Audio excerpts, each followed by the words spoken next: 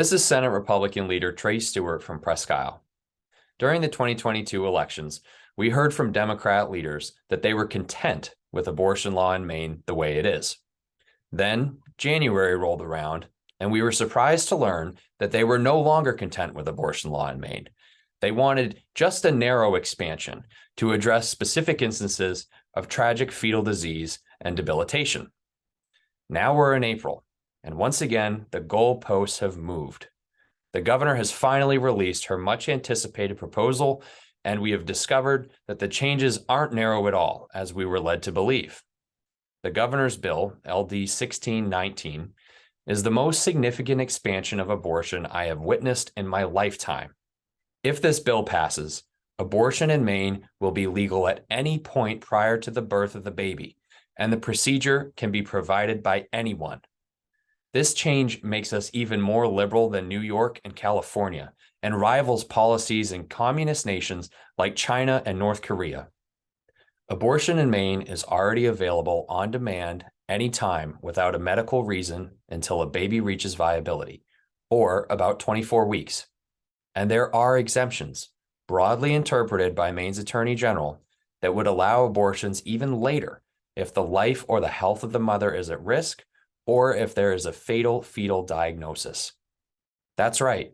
Maine's law is already expansive. It already allows for the termination of babies up to the point of viability with no questions asked. And the governor and the Democrats in the legislature think that's not far enough. She thinks our law should protect the right to terminate the life of a baby that could survive on its own outside of the womb or even be delivered naturally by the mother. Think about that for a minute. We aren't talking about clumps of tissue at that point, but fully developed babies that are being killed when they could be born, and for any reason, including one as simple as the parents changed their mind and are now wanting to have a boy instead of a girl. Maine Democrats have always framed the issue of terminating a pregnancy into two categories. A person must either be pro-life or pro-choice. I recognize that for a lot of Maine people, this can be a hard decision. However, it's a false choice for a lot of Mainers that don't view the issue as black and white. If asked if they support killing an unborn baby that is 20 weeks old, you can bet those pro-choice stats plummet in a hurry. In fact, while it's true that a majority of Mainers identify as pro-choice generally, when you go one step further with those same people, over 60% of them agree that some type of reasonable restriction should be in place. The Democrats in Augusta are unfairly characterizing the issue by stating that to be pro-choice must mean that you think that any reasonable restriction on abortion is a bad idea. So, what's really happening here?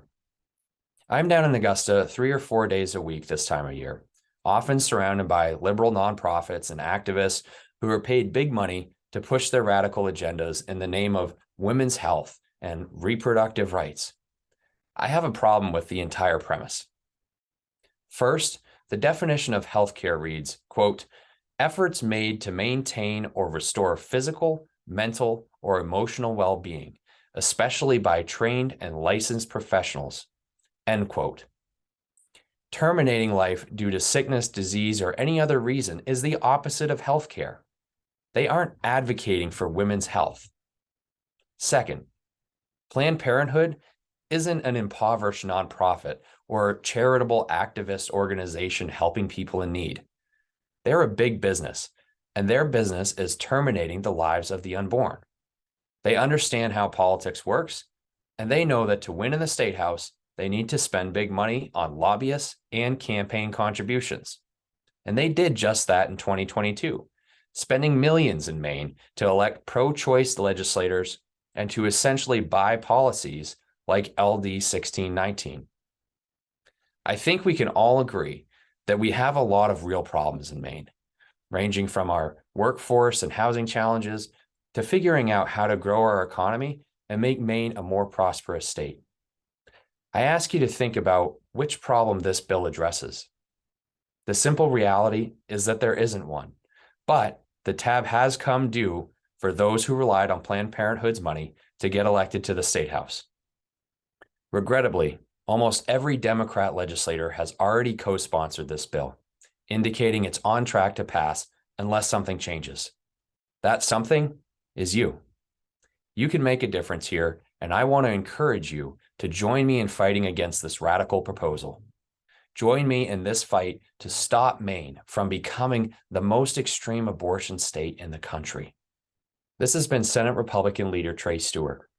Thank you for listening, and I hope you remember that we can make Maine a place that protects the most vulnerable and truly is the way life should be.